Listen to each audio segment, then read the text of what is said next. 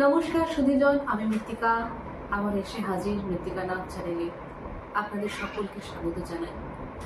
বন্ধুরা, ঘটনাটি হাওড়ার গোলাবাড়ি থানার অন্তর্গত পিলখানা নামক একটি জায়গা। সেখানে দেখা যাচ্ছে যে একটি সিসিটিভি ফুটেজ, সময় 3:45। সেখানে দেখা যাচ্ছে যে তিনজন ব্যক্তি নিজেদের মধ্যে কথোপকথন করছেন। প্রসঙ্গত জানিয়ে রাখি, এটি রমজান মাস চলছে, রোজার মাস। তো তখনও ভোরের নামাজ পড়া হয়নি। তো ভোরের নামাজের আগে মুসলিম ধর্মাবলম্বীদের কিছু ধর্মীয় আচার অনুষ্ঠান থাকে, তারা তার জন্যই প্রস্তুতি নিচ্ছিলেন। নিজেদের মধ্যে কিছু কথাবার্তা চলছিল, নর্মাল একটা সিচুয়েশন। সেখানে দেখা যাচ্ছে তিনজন ব্যক্তি নর্মাল নিজেদের মধ্যে কথাবার্তা বলছেন। বলতে বলতে হঠাৎ করে একজন নিজের প্যান্টের পকেটের পিছন থেকে রিভলভার বার করে মাঝখানে যিনি দাঁড়িয়েছিলেন তার দিকে বন্দুক পিস্তলটি দিকে দেয় এবং 2 রাউন্ড ফায়ার করে। এবং ফায়ারিং এর সঙ্গে সঙ্গে সে লুটিয়ে পড়ে। তার পাশে আর একজন দাঁড়িয়েছিল, সে আরো 2 রাউন্ড ফায়ারিং করে। মোট টোটাল 4 রাউন্ড ফায়ারিং। এবং এই ফায়ারিং শুরু হওয়ার সাথে সাথেই লোকজন ওখান থেকে সিসিটিভি ফুটেজে যেটা দেখা যাচ্ছে ছিটকে পালিয়ে যায়, দিকে চলে যায়।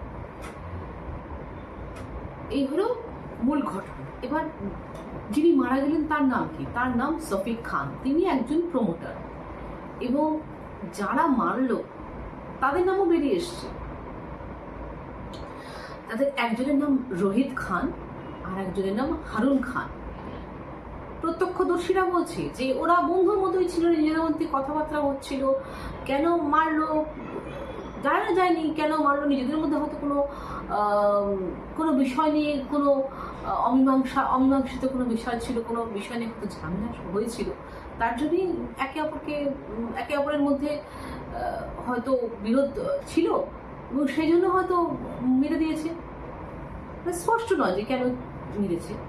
প্রত্যক্ষদর্শীরা কিন্তু জানে যে কারা মেরেছে, সিসিটিভি ফুটেজ রয়েছে। কিন্তু দুঃখের বিষয় কি জানেন তো, পুলিশ বলছে যে খোঁজ চলছে। পুলিশের মুখে কিন্তু কোনো বয়ান নেই যে কারা মেরেছে। পুলিশকেও দেখলাম এই বিষয়ে বিবৃতি দিতে, কিন্তু কোনো বয়ান নেই। হ্যাঁ মেরেছে, খোঁজ চলছে, এইরকম। অথচ প্রত্যক্ষদর্শী পরিষ্কার বলছে যে কে মেরেছে। দেখুন বন্ধুরা, রমজান মাস চলছে। মুসলিম ধর্মাবলম্বী মানুষের জন্য এটি একটি পবিত্র মাস।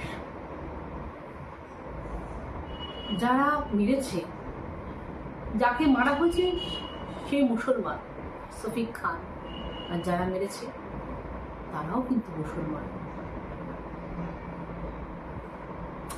তাদের মধ্যে একজনের নাম রোহিত খান, একজন হারুন খান। এই হারুন খানের আবার যে সোশ্যাল মিডিয়া অ্যাকাউন্ট, সেটি হচ্ছে ভেরিফাইড অ্যাকাউন্ট।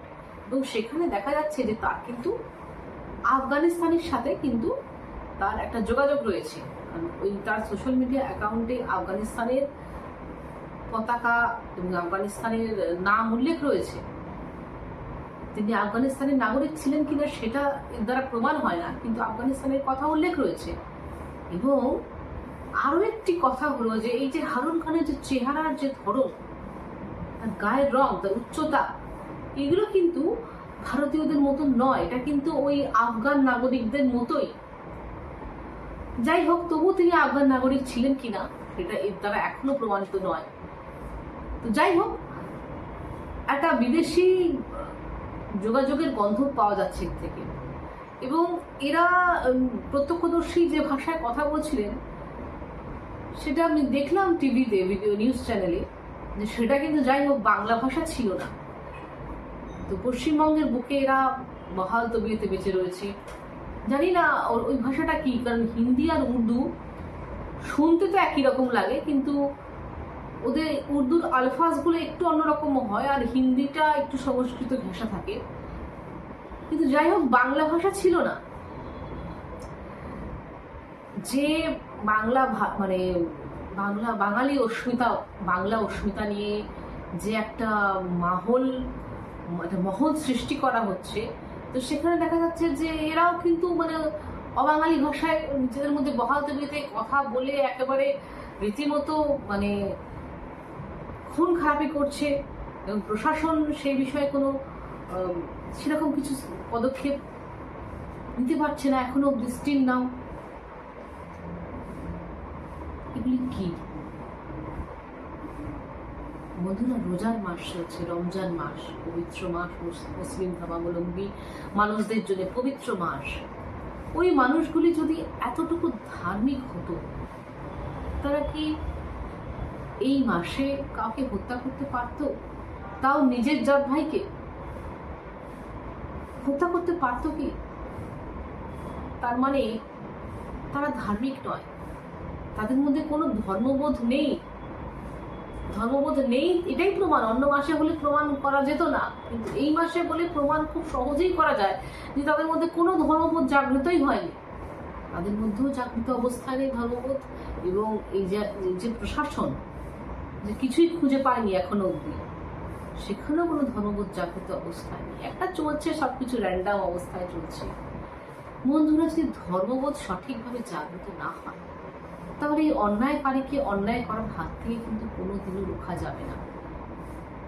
ধর্মবোধটাকেই শেষ অবধি জাগ্রত করতে হবে, আর না হলে পৃথিবীটাই যেরকম চলছে এরকমই গতানুগতিক চলতেই থাকবে। তো এই ছিল বন্ধুরা আজকে আমার ভিডিওটি কেমন লাগলো আপনারা আপনাদের মূল্যবান মতামত অবশ্যই জানাবেন। নমস্কার বন্ধুরা, সবাই ভালো থাকবেন।